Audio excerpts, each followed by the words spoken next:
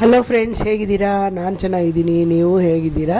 ಈ ದಿನ ನಾನು ಕ್ಯಾರೆಟ್ ಹಲ್ವನ ಮಾಡ್ತಾಯಿದ್ದೀನಿ. ಕ್ಯಾರೆಟ್ ತಿನ್ನೋದ್ರಿಂದ ಕಣ್ಣಿನ ದೃಷ್ಟಿನೂ ಚೆನ್ನಾಗಿರುತ್ತೆ, ಚರ್ಮಕ್ಕೆ ತುಂಬ ಒಳ್ಳೆಯದು, ಇಮ್ಯುನಿಟಿ ಪವರ್ ಸಿಗುತ್ತೆ, ಇವೆಲ್ಲನೂ ಸಿಗುತ್ತೆ.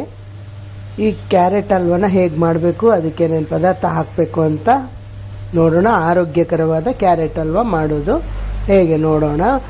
ಈ ವಿಡಿಯೋನ ನೋಡೋದಕ್ಕಿಂತ ಮುಂಚೆ ನನ್ನ ಚಾನಲ್ನ ಯಾರು ಸಬ್ಸ್ಕ್ರೈಬ್ ಮಾಡ್ಕೊಂಡಿಲ್ವೋ ಅವರು ಸಬ್ಸ್ಕ್ರೈಬ್ ಮಾಡ್ಕೊಳ್ಳಿ. ವೆಲ್ಕಮ್ ಟು ಇಂದುಮತಿ ಕುಕಿಂಗ್ ಚಾನಲ್ಗೆ ಸ್ವಾಗತ, ಸುಸ್ವಾಗತ.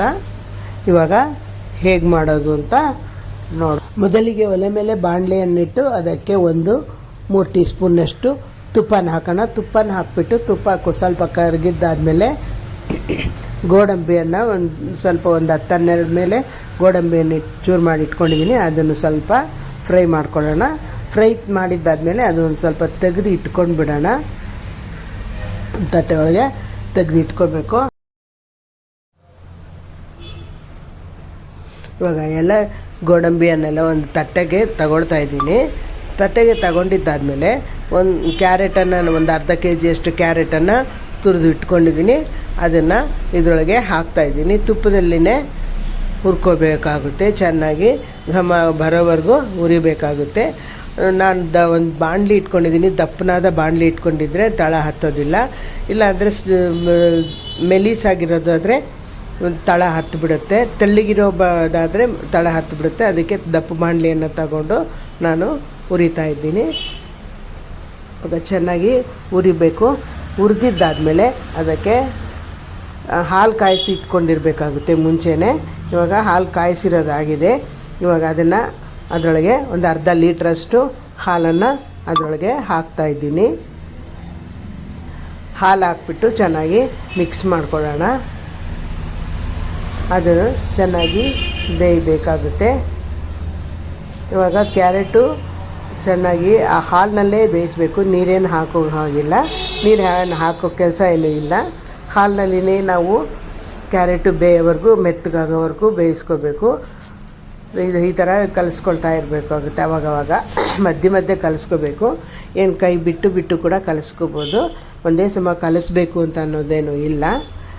ಈ ಕ್ಯಾರೆಟ್ ಹಲ್ವ ತುಂಬ ಎಲ್ಲರಿಗೂ ಇಷ್ಟನೇ, ಯಾರಿಗೂ ಇಷ್ಟ ಇಲ್ಲ. ನಮ್ಮ ಮನೇಲಿ ನಮ್ಮ ಮಗನಿಗೆ ತುಂಬಾ ಕ್ಯಾರೆಟ್ ಹಲ್ವ ಅಂದರೆ ಇಷ್ಟ. ಕುಣಿಗಲ್ನಲ್ಲಿ ಹನುಮಂತರಾಯಪ್ಪನ ಅಂಗಡಿ ಅಂತ ಇದೆ, ಅಲ್ಲಿ ತುಂಬ ಚೆನ್ನಾಗಿರುತ್ತೆ ಅಂತ ಅಲ್ಲಿ ಹೋದಾಗೆಲ್ಲ ಅದನ್ನು ತಗೊಂಡು ಅವನು ತಿಂತಾ ಇರ್ತಾನೆ. ಹೋಟೆಲಲ್ಲಿ ಕೂಡ ಚೆನ್ನಾಗಿರುತ್ತೆ ಅಂತಂದ್ಬಿಟ್ಟು ಹೋಟೆಲ್ಗೆ ಹೋದಾಗೂ ಕೂಡ ಕ್ಯಾರೆಟ್ ಹಲ್ವ ಇದ್ದರೆ ಅದನ್ನು ತಿನ್ನೋದನ್ನು ಬಿಡೋದಿಲ್ಲ, ಅವನು ತಗೊಳ್ತಾ ಇರ್ತಾನೆ. ನಮಗೂ ಇಷ್ಟನೇ ಕ್ಯಾರೆಟ್ ಹಲ್ವ, ನಾವು ತಗೊಳ್ತಾ ಇರ್ತೀವಿ. ಇವಾಗ ಅದಕ್ಕೆ ಒಂದು ತಟ್ಟೆಯನ್ನು ಮುಚ್ಚಿಬಿಟ್ಟು ಚೆನ್ನಾಗಿ ಒಂದು ಸ್ವಲ್ಪ ಹೊತ್ತು ಕೈ ಬಿಡೋಣ. ನಂತರ ಇದನ್ನು ತಿರ್ಗಾ ಮುಚ್ಚಳನ್ನು ತೆಗೆದುಬಿಟ್ಟು ಇನ್ನು ಚೆನ್ನಾಗಿ ಕೈ ಆಡಿಸ್ಬೇಕಾಗುತ್ತೆ. ಆವಾಗವಾಗ ಕೈ ಬಿಟ್ಟು ಬಿಟ್ಟು ಕೂಡ ಕೈ ಆಡಿಸ್ಕೋಬೋದು.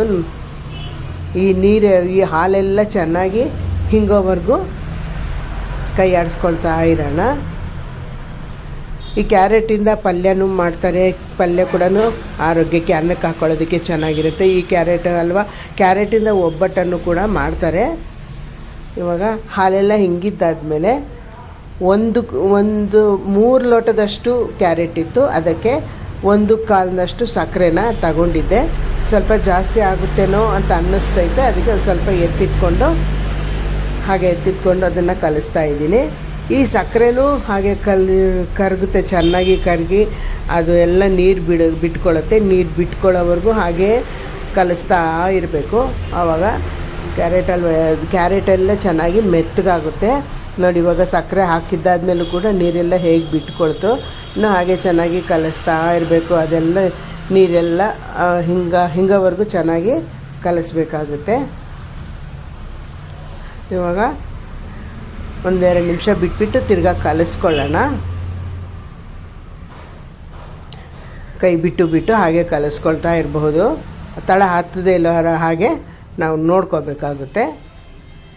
ಇವಾಗ ಎಲ್ಲ ಈ ನೀರೆಲ್ಲ ಹಿಂಗ್ತಾ ಇದೆ. ಇವಾಗ ಕ್ಯಾರೆಟ್ ಹಲ್ವ ರೆಡಿ. ಇದಕ್ಕೆ ಗೋಡಂಬಿಯನ್ನು ಅದ್ರ ಮೇಲೆ ನಾನು ತುಪ್ಪದಲ್ಲಿ ಹುರಿದು ಇಟ್ಕೊಂಡಿದ್ನಲ್ಲ ಅದನ್ನು ಕೂಡ ಗೋಡಂಬಿಯನ್ನು ಅದನ್ನು ಹಾಕಿದ್ರೆ ಕ್ಯಾರೆಟ್ ಹಲ್ವಾ ರೆಡಿ. ಈ ವಿಡಿಯೋ ನಿಮಗೆ ಇಷ್ಟ ಆದಲ್ಲಿ ಲೈಕ್ ಮಾಡಿ, ಶೇರ್ ಮಾಡಿ, ಕಮೆಂಟ್ ಮಾಡಿ. ಈ ವಿಡಿಯೋ ನೋಡಿದ್ದಕ್ಕಾಗಿ ತುಂಬ ಧನ್ಯವಾದಗಳು.